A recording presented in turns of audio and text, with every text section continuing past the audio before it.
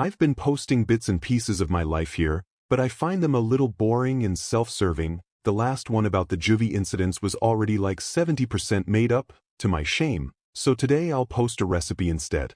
This is not creepypasta, at least not yet, and I'm writing it from a train in the NYC area. What I'm about to share with you today is one of the many relatively safe ways in which you can access, not quite enter, a place I call the shadow side, and its effectiveness depends on how seriously you take me. Your mileage may vary, refer to title. I won't tell you that you shouldn't be afraid of the shadow side. Chances are you've already seen it after all, and merely think it was just a recurring dream. I will tell you there is no need to be ignorantly afraid of it, though. There is a difference. Ignorance fuels fear, and fear can give that place a lot of juice to run on. You have to be big on preparation if you want to try this. It's like skydiving. If getting it right on your first try is not something you're good at, then this is not for you. If you do drugs or alcohol the night of the event, you're going to have a bad time.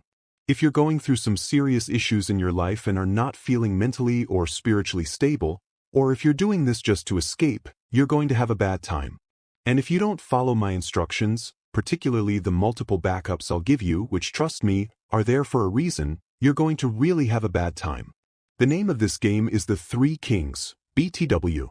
Ingredients: a very large empty and quiet room, preferably without windows. If windows exist, you need to be able to cover them and ensure total darkness. Basements usually work well, if they're roomy enough.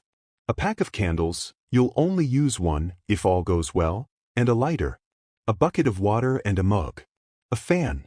2 large mirrors, like the one on your dresser. Don't worry, they won't be harmed. Or if they are, it'd be the least of your concerns. 3 chairs. An alarm clock. An active cell phone, don't forget to charge the goddamn battery. A loved one willing to follow rules and go along with all this madness. A small toy or dear object from your childhood. Setup. Start setup at around 11 p.m. Place 1 chair in the center of the room, facing north. This is important. Place the other 2 chairs exactly to the left and right, facing your throne.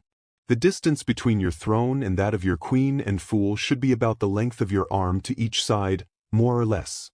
Place the 2 large mirrors on the queen and fool chairs left and right of you, facing you and each other.